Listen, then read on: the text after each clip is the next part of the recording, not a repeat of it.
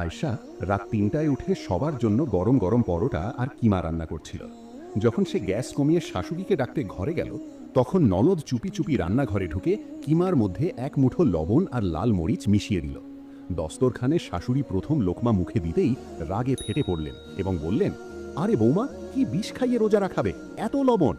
ননদও তিরস্কার করে বলল, মা, ভাবি তো চাই না আমরা শান্তিতে রোজা রাখি।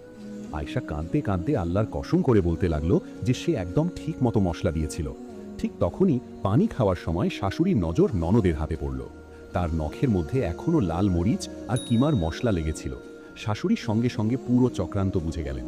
তিনি ননদকে কঠোরভাবে ধমক দিয়ে বললেন, ইবাদতের সময় এমন নোংরা কাজ করতে তোমার লজ্জা করে না? তুমি তোমার ভাবিকে ছোট করার জন্য আমাদের রোজা নষ্ট করছো। তারপর শাশুড়ি স্নেহ ভরে আয়েশার চোখের জল মুছে দিলেন এবং বেঁচে থাকা সাদামাটা 2 পরোটা দিয়েই সাহরি করে নিলেন।